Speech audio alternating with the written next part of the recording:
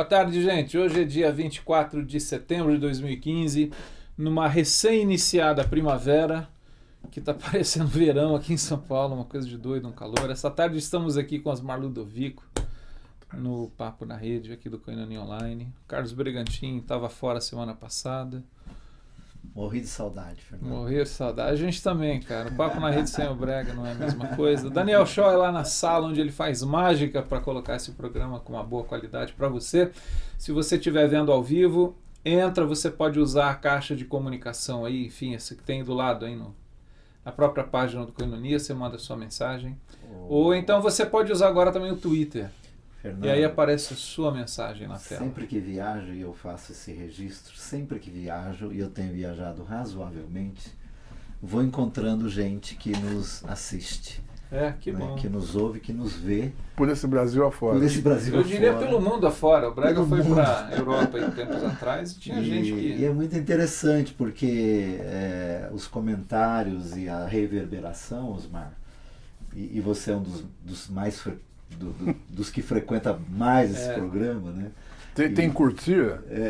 E você é muito Pode querido, né? também. Você é muito querido e os comentários são os melhores. Então, bem-vindos todos, né? Isso daí. Estes que nem sempre mandam perguntas, enfim, mas estão sempre aí. Davi Alencar, você conseguiu conectar? Tá nos vendo aí? Manda um alô só pra gente saber. Deca, você também recebemos seu e-mail, você que tá aí antenada. Boa tarde, Deca. Queridos amigos, o Osmar Ludovico, juntamente com o Laurentino Gomes, para quem não lembra ou não conhece o Laurentino Gomes, ele escreveu aqueles 3 livros sobre períodos históricos do Brasil, 1822, 1808, antes que a chegada da família real de Portugal no Brasil, e 1889, que é sobre o período da proclamação da República. São 3 volumes muito interessantes sobre a história. Laurentino, junto com Osmar, escreveram esse livro aqui. Vou colocar nessa câmera aqui, fica mais perto, Dani. Olha aqui. O Caminho do Peregrino, que é fruto de uma narrativa, de um relato do Laurentino com o Osmar, de uma viagem que vocês fizeram, Osmar, em 2014. É isso? Foi isso. Você que deu o título? Nós mais ou menos juntos, né? Porque quando nós fomos para Israel, nós não queríamos ir nessa euforia turística. A gente queria fazer uma peregrinação. Então, desde o início, quer dizer, todo o grupo se conscientizou que era uma peregrinação, porque Israel tem um lado um pouco Disneylândia também, muita lojinha, muita coisa. Então, para ficar imerso na trama que acontece ali, andando pelos caminhos que Jesus andou, a gente precisava de uma certa reverência, um certo silêncio. Então, preparei o grupo nesse sentido. Então, nós nos tratávamos como peregrinos lá e não estava nem nos planos de escrever esse livro, já tinha essa ideia um pouco, né? Quantos dias foram? Acho que foram 8, 9 dias. Um pacote básico que eles têm lá, que você toma um ônibus. Foi um período que vocês ficaram basicamente em Israel. Israel só. Israel, O livro, ele assim, o que eu tô lendo o livro, Osmar, não assim numa ordem, mas eu tô indo para lá e para cá. Não li porque acabei de O Laurentino, o Laurentino, ele faz um relato mais do aspecto histórico, geográfico de Israel, enfim. E você traz as meditações que me parece que foram feitas durante o relato. Tem uma curiosidade que é assim, me parece que vocês foram para essa viagem intencionalmente com esse propósito. Não é uma viagem de turismo, pura e simplesmente, mas a gente quer que seja uma experiência, uma viagem para dentro também, indo para lá, né? Como que você percebeu assim, essa diferença de fazer, por exemplo, as meditações de determinados textos que são originalmente relatados nos evangelhos em locais em Israel, e aí junto com um grupo de irmãos fazer novamente essa leitura naquele ambiente? Como que é essa experiência assim, de olhar o texto, considerar aquela história que aconteceu naquele lugar e trazer para dentro de si essa realidade? Bom, alguns no grupo foram iniciados na Lexio Divina. A Lexio Divina faz isso. A Lexio Divina lê o texto, mas não só lê, vê. e entra na trama, né? E faz com que aquele texto que foi escrito há 2000 anos, que aconteceu num contexto histórico, se reatualize para quem está lendo, né? Então, ficou mais fácil fazer isso. E estando em Israel, ainda mais, você está no ambiente, mas você está vendo, é como se Jesus estivesse conosco mesmo ali, né? Naqueles lugares, né? Onde aconteceu um fato histórico, registrado nas Escrituras, mas estava acontecendo outra vez. Então, ali na beira do tanque de Betesda, quando Jesus pergunta, queres ser curado? Essa pergunta ele fazia para nós, ali, que estava naquele momento ali. A gente tinha que olhar para dentro e ver as vantagens e os benefícios da autocomiseração, de ficar ali. E essas respostas que a gente dá, mas não tenho ninguém, acusa o outro e tal. E Jesus repete, queres ser curado? Então, essa reatualização das Escrituras, que é uma coisa muito importante, mesmo para quem não foi para Israel, mas está lendo em casa, muito mais quando você está lá, né? No local. No local, Tem todo o contexto. Exatamente. Agora, você falou uma coisa um pouquinho antes, que é justamente assim, eu não preciso ir para Israel para ter essa experiência de adentrar no texto. E com, se não me engano, o Eugene Peterson que usa essa expressão, que ele fala de uma leitura imaginativa da escritura, que faz parte dessa tradição da Lexio. Então, assim, eu não preciso ir para lá, mas eu adentro como peregrino. E aí você comentou agora uma coisa que chamou a atenção, até interessante e cômico, essa ideia assim, tem um lado Disneylândia nas viagens para Israel e Jerusalém. Falando sobre ser peregrino, Osmar, e o título do livro é O Caminho do Peregrino, tem um lado Disneylândia na nossa vida aqui também. Tem. Né? Quer dizer, e aí, pensando numa conversa agora assim, qual é o significado hoje, no início do século XXI, já não tão início, mas enfim, quando a gente fala de ser um peregrino? Porque a gente estava comentando que décadas atrás a gente parece que tinha um pouco mais a noção de que éramos peregrinos. Talvez com algumas implicações, alguns defeitos, vamos dizer assim. Mas eu acho que está muito diluída. Isso é uma percepção minha. Não sei se o Brega concorda ou não. Precisa concordar, meu amigo. Mas assim, a gente está muito diluído, eu acho. Essa ideia de que a igreja ela é chamada para ser um povo peregrino. Mas a gente está muito assim, parece que às vezes um povo Disneylândia, querendo entretenimento, querendo enraizar e achando que assim, isso aqui é uma maravilha, isso aqui é um lugar bom pra caramba. Não sei, qual é a percepção de vocês dois, meus amigos anciãos? Sim, meu jovem. Sim, jovem. Sim, menino. De calça curta. Né? Pois é, eu já estou de calça curta. Eu juntaria essa pergunta do Fernando assim, você acha que é interessante para um cristão não passar a existência dele sem dar um pulo em Israel, por exemplo, fazer vamos dizer assim, uma tentativa, né, de olhar os lugares, vivenciar esses processos e inteirar-se do texto, do modo como deve ter sido o tempo de vocês lá? Eu acho que pode fazer bem e pode não fazer bem, porque você tem inclusive um departamento no hospital principal lá de Jerusalém, na psiquiatria, porque muita gente surta lá. Interessante isso. É verdade. Surto religioso. Né? Síndrome de Jerusalém. Acha que achou, né? Síndrome de Jerusalém. Então, e além disso, assim, por exemplo, o que é a Via Dolorosa, que seria a Via Dolorosa, que vai da Fortaleza, como é que chama Fortaleza? Esqueci agora. Enfim, dos romanos. Antônia, Fortaleza Antônia, até o Gólgota. Quer dizer, tem um caminho. Você entra no bazar, fazer esse caminho, onde tem loja dos dois lados. Parece uma 25 de março. Pior porque é estreito as proporções, e o pessoal está te chamando para comprar, etc. E de vez em quando tinha uma plaquinha, assim, primeira estação, você tem que procurar, assim. Então você não é, que você vai. Você não vai conseguir nunca, né? Exatamente. Então, o nível de excitação de viagem é muito grande. Então, para ser um peregrino lá, precisa de uma preparação mesmo, né? Assim, senão você vai, você conhece, você tira fotos, né? Selfie. Mas talvez alguns dias, né, Osmar? E assim, quietude, né? Antes, né? É. Para você... E assim, ainda você vai com 200 pessoas, com banda de louvor, com não sei o quê, então você... E aí, assim, aquele esquema daqueles hotéis muito grandes, que tem piscina, que tem aquela comida aiada e tal, então fica uma coisa meia... né? Epcot Center. Agora, para muita gente isso é importante também, porque sai da rotina aqui...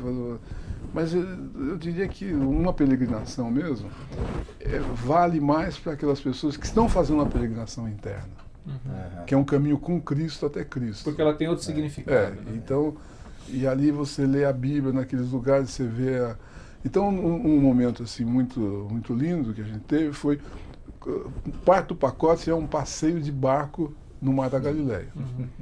Então, quando vocês tinha um barco lá à nossa disposição, um grupo de 20, mas tinha um barco. Quando a gente embarcou, o dono do barco lá colocou música gospel no último volume, achando que ia agradar. Eu falei, não, faça favor de tirar essa música. Tira. Daí passavam uns barcos assim, tem muito brasileiro lá. Zoeira. Aquela turma pulando, aquela coisa. Parecia trio elétrico. Daí...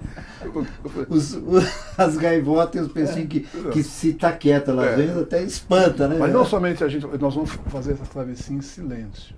Então todo mundo ficou em silêncio. E o barco foi. Daí lá no meio eu falei, dá pra parar e desligar o motor? Esse motor. Parou. Opa, não tem problema. Ao vivo é assim, gente. Estamos aqui, graças ao Daniel Choi. Fica atento a tudo, você viu? Legal. E aí parou naquela hora e deu para ver o barulho do mar, né? Batendo, águas, né? O vento, ondas, aquela coisa assim. E aí as vibrações, todo mundo quieto né? ali, pois Jesus esteve aqui. E viu isso, e percebeu isso. Então, um momento de introspecção, de meditação, uma coisa bem para dentro mesmo, e ao mesmo tempo sensorial, sem ser sensacionalista. Então, acho que tem um caminho, né, assim, nessas prerrogativas do discipulado, onde Jesus nos chama, tal qual ele chamou os discípulos, você se desinstala e o segue sem saber muito bem para onde ele está levando você.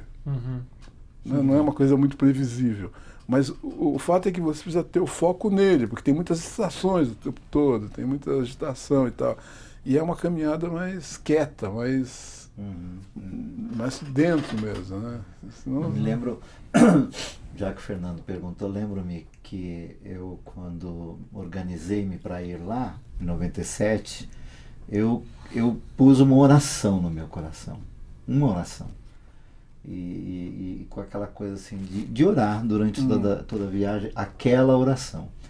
E lembro-me assim de uma das minhas assim primeiras emoções foi subindo para Israel, né? De Tel Aviv para Israel, no cair da tarde, assim, um negócio que meu coração viveu assim tremores, né? E lembro-me dessa oração. Até vivi uma experiência um tanto quanto mística com o Caio lá no Rio Jordão, por conta dessa oração. Interessante. Mas eu concordo com isso. Acho que vale muito a pena essa percepção, porque Jesus convida, que você falou, convidava, e ele ia percebendo muitas coisas que os caras não percebiam, né? Ele tinha que comunicar para eles, né? Porque assim, como é viver a fé cristã sem o aparato religioso, né? Sem o... E aí eu acho que sim, falando em viagem para lá... Sem o dirigente do louvor, sem truques. E eu acho que falando em viagem para lá, às vezes isso acaba ganhando uma musculatura mais forte ainda, essa coisa do aparato. A gente leva junto o aparato. Né? E eu acho que a proposta que você fez e conseguiu com o grupo realizar foi muito interessante. E o que você tem hoje na igreja brasileira também é uma tendência judaizante principalmente no movimento neopentecostal, por conta de um recrudescimento dos sacerdócios da Antiga Aliança. Então, os caras usam kippá, estola, e tem uma postura assim do sumo sacerdote, assim, do ungido que entra lá e volta. Então esse pessoal adora ir para Israel. Então, pra você ter uma ideia, um dia o guia disse para mim: escuta, nós vamos ter que inverter o passeio de amanhã para depois da manhã. Eu falei: por quê? Porque está agendado para amanhã um apóstolo que está aqui com 30 ônibus. Então nós não vamos lá, porque nós vamos no dia seguinte, vai ter menos. Quer dizer, então, e hoje, assim, em Israel, o turismo de crentes brasileiros é fenomenal, é uma coisa importante, é uma coisa grande. É um business. Mas por conta disso, assim, essa coisa de levitas, do Antigo Testamento, as bênçãos para Israel, isso aqui, o pessoal, daí ainda vai o ungido, né, e vão os levitas, quer dizer, tocar shofar lá em Israel. A ênfase nesse então novo virou vocabulário, um business também, isso aí, né? Virou um... Sim. Agora, e aquela coisa de carimbo, de confirmações, né? E tem lá um lugar muito interessante que é o Jardim do Túmulo, que foi descoberto mais tarde, porque tem essa controvérsia, Igreja do Santo Sepulcro. Mas enfim, lá no Jardim do Túmulo, tem lá o túmulo cavado na pedra, tem o Gólgota que é perto, tem várias indicações que possivelmente é ali mesmo, porque fala de um lagar, fala de um homem rico que tinha uma propriedade perto, um túmulo cavado na pedra, uma pedra que rola, tudo está lá. Mas assim, quando você chega lá, é interessante que o pessoal que cuida, que é a igreja anglicana, escreveu, quando você entra, você sai, tem uma fala dos anjos, né? O que vocês estão procurando? Ele não está aqui. Tá aqui. Quer dizer, isso, né? Assim, em Israel. Ele não está aqui. E vamos então, dizer assim, procurando ele aqui, mas ele não está aqui, está dentro de você. Essa frase resume assim: você não precisa ir para Jerusalém para ter uma experiência com o Senhor Jesus. Agora, é enriquecedor, assim, gosta de arqueologia, gosta de Antigo Testamento, tudo lá. A gente foi muito focado em seguir os passos de Jesus na Galileia, porque tem muita coisa, né? Tem Elias, tem Davi, tudo aconteceu ali, né? Sim. Tem muita Monte Sinai, tudo. Mas eu quis ficar mais... Até porque você não dá conta, né? São 7 dias e... Não dá. Ó, lá do Chile, o Mário Fuentealba. Opa, Mário, Magali, beijo para vocês, amigos queridos. queridos. Você, Osmar, a Lenita Carol, Rio Grande, mandando abraço. Carlos, Caio. Que legal. Enfim, gente que mandou e-mail. Bem-vindos. Como é que é ser peregrino não em Israel, Osmar, mas aqui em São Paulo, em Campo Grande, Como que é essa experiência agora da peregrinação? Aliás, o livro... O significado do peregrino fora do ambiente lá. A escrita, quer dizer, o escrever o livro a partir dessa experiência da tua parte tem uma proposta para o leitor de aventurar-se, né, na fé cristã, na perspectiva da peregrinação. Eu diria que esse livro é um livro peregrino, porque ele entra numa selva, ele entra num deserto, porque é um livro que foi publicado por uma editora secular.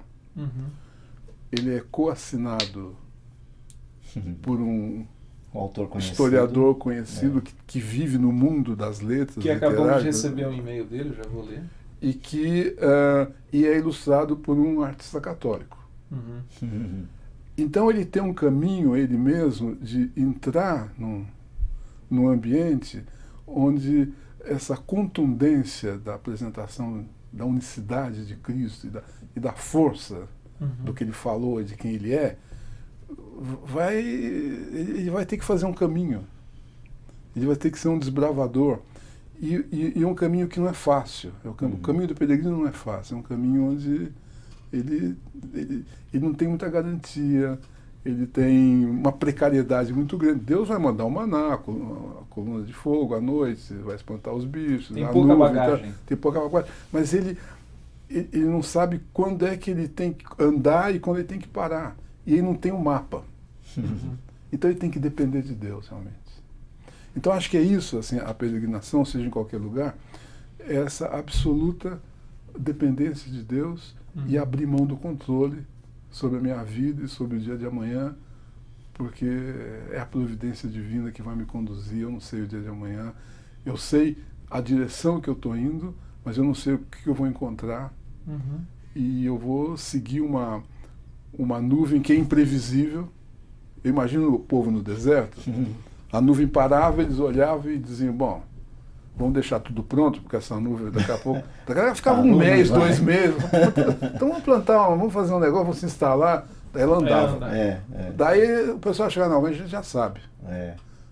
Ela demora. Então vamos já de começar hoje mesmo, se instalar aqui. Ela andava. Então, essa é uma aventura, né? Seguir Jesus Cristo é essa aventura, onde eu não tenho controle, eu não sei o dia de amanhã, mas eu sei quem está me conduzindo. Então isso faz com que você falou bem, que tenha esse desprendimento, essa abertura para o novo, e essa pseudo-precariedade, né? Porque no deserto você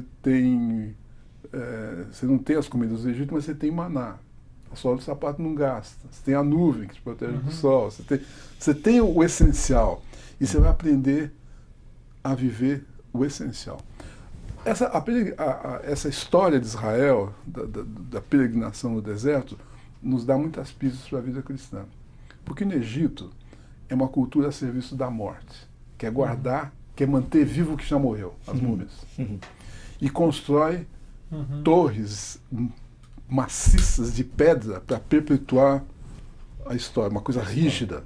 E talvez às custas de muita gente que morreu para construir aquilo, inclusive. Né? Mas assim, eles foram escravos lá no Egito, 400 anos, porque a comida era boa. Não houve uma rebelião, né? Foi depois de 400 anos. E mesmo no deserto o pessoal tem saudades, quer voltar para o Egito e consome um bezerro de ouro. Então, se aventurar sem garantias e deixar para trás a tradição, deixar para trás o prato de comida em troca de uma lealdade a um sistema iníquo, etc., e depender de Deus, é um chamado para todo mundo. Mas é existencial, não é um negócio que não tem deserto, não tem escravidão, mas existencialmente a caminhada cristã é assim. O Laurentino Gomes acabou de mandar um e-mail para a gente, dizendo o seguinte: Osmar, aqui, o Laurentino Gomes é o coautor desse livro. Ele está lá em Itu. Autor junto. Beijo, Laurentino e Carlos. Bem-vindo. Osmar, aqui você atribui esse fenômeno judaizante, se bem que você já comentou, mas em algumas igrejas neopentecostais no Brasil que buscam inspiração nos rituais do Antigo Testamento em detrimento da mensagem cristã. Quer pontuar mais alguma coisa? Acho que tem duas coisas, né? Acho que primeiro tem essa coisa de Deus ter muitas promessas para Israel, como Gênesis 28, de prosperidade material, de terra que emana leite e mel, de libertação, de provisão, enfim, de uma vida boa. E coisas do tipo, não vou colocar vocês mais como rabo, mas como cabeça, eu vou conceder a vitória, começa a cantar, os muros de Jerusalém caem e tal. Então tudo isso é um caldo muito atrativo, né? Assim, sedutor. Como começar a cantar que os muros vão cair e tal, e Deus prometeu. Que aconteceria no final da peregrinação. Né? Exatamente. Tem esse detalhe. Filho do rei, você tem promessas, etc. Isso é uma coisa, né? E agora Jesus já fala, o Filho do Homem não tem onde reclinar a cabeça, vocês vão ser perseguidos, etc. Então tem que ler as duas coisas, não pode ser unilateral. E depois esse recrudescimento do sacerdócio à moda da Antiga Aliança, né? Quer dizer, um dos fundamentos que deveria ser da reforma, mas sempre foi muito negligenciado, é o sacerdócio universal dos crentes. Essa possibilidade de entrar confiadamente à sala do trono pelo novo e vivo caminho para todo mundo. Não tem ungidos, não tem gente especiais.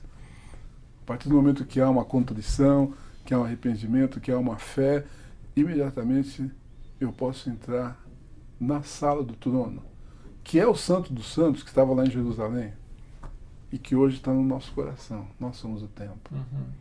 Então, se cria essa intermediação. Essa igreja é uma igreja que é a igreja medieval, romana, que faz a intermediação da graça. Você está lá, você está debaixo da graça. Você sai, você está danado. E aí você tem coisas do tipo assim, eu estou debaixo da cobertura do pastor. Eu falo, o que é isso? Isso não existe. Do sangue de Cristo. Não tem. Então há um recrudescimento disso. Sim, sim. Do sacerdócio. Então, e inclusive tem um templo de Salomão na cidade de São Paulo, quer dizer. Você já não precisa mais ir para lá. Quer dizer, chegamos a esse ponto. Maomé não vai até a montanha, a montanha vai até a montanha. Agora Só um e-mail do que chegou, Ricardo, desculpa. O Nelson, lá de Orlando, na Flórida, está mandando um abraço para nós. Nelson do Milagre. Nelson, que alegria, Nelson. Que alegria, Nelson. Está mandando a Suzy também. Bem-vindos. Lá diretamente de Viner City, mais conhecido como Vinhedo, mandando um beijo, um abraço, dizendo que já foi lá para a Terra Santa, como assim é chamado, enfim. Legal. Que bom. Obrigado pela participação de vocês dois, músicos. Gente boa de Deus, né? Mas vamos lá, Brega. Desculpa te cortar. O que, quando se fala do caminho do peregrino, e olhando até essa perspectiva do resgate, né, da estabilidade que implica os lugares, os mausoléus, etc, etc. Quer dizer, mas para ser um caminhante, um peregrino, Jesus inclui o item da desinstalação, né? Quando ele diz, eu não tenho onde dormir, eu não sei o que vai ser, quer dizer, isso é um pressuposto para fazer parte da bagagem do peregrino, né? Do tipo assim, não tem lugar, né? O desinstalamento é natural, né? Eu até chamei isso outro dia de santa instabilidade perene, né? Quer dizer, quando você percebe, você estava falando isso, quer dizer, aqui, né? Que você percebe as pessoas buscando estabilidade para esse momento, na impressão de que as coisas vão acontecer aqui e vão permanecer aqui. E o convite da peregrinação é para se desinstala, né? Uma desinstalação perene, né? Eu costumo dizer o seguinte, que a fé significa abrir mão das nossas falsas seguranças para uma vida aparentemente insegura, mas na absoluta segurança daquele que nos guarda na palma da sua mão. Então, que é o único jeito de experimentá-la, inclusive, né? É esse salto, né? Agora, se o pessoal da primeira hora na igreja primitiva não tivesse entendido isso, a gente não estaria aqui hoje. Se eles tivessem feito as barraquinhas. Aliás, se Pedro, lá no Monte da Transfiguração, resolvesse fazer as barracas, vão ficar aqui porque aqui dá muito bom. Esse é um impulso, parece que natural nosso, né?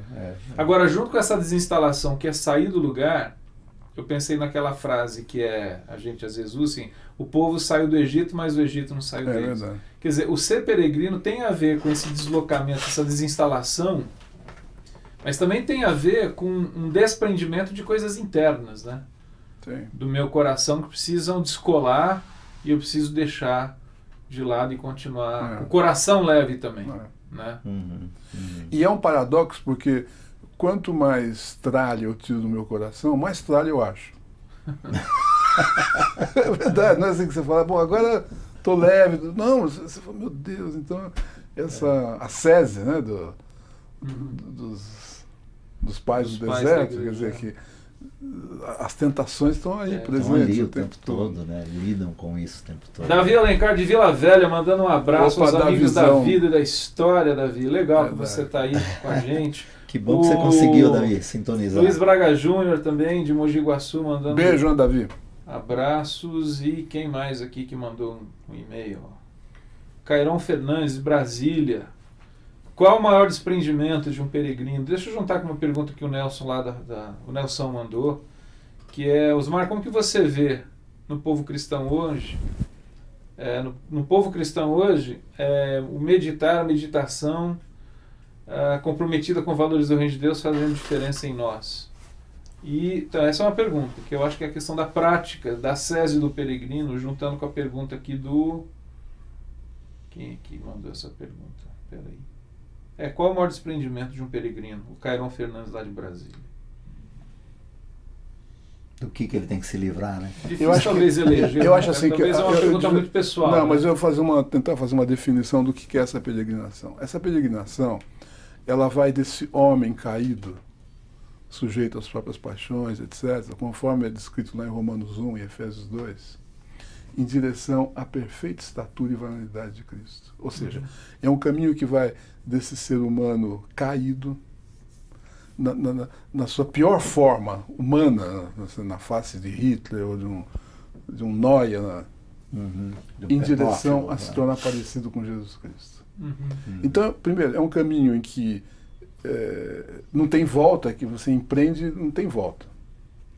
Esses que ficam voltando não vão em lugar nenhum. Então, é uma determinação, esse é o meu caminho, eu vou abraçar isso. Mas não é só uma resolução interna na base do poder mental, mas é porque a gente se apaixona por Jesus. Para onde que eu vou? Eu vou segui-lo. Então, quando eu empreendo esse caminho, de vez em quando eu paro e olho para trás e falo assim, puxa, eu andei um bocado. Eu já não sou como eu era, tão violento, tão iracundo, tão gastador, enfim. Mas quando eu olho para onde eu estou indo, ainda falta muito. Eu estou cada vez mais... E ao mesmo tempo, se eu começar a olhar ao redor, eu falo, aquele cara ali, ele saiu junto comigo do mesmo lugar, mas ele ficou lá atrás, né? Ainda continua lá sendo... Olha a bronca que deu na mulher dele, eu não faço isso mais.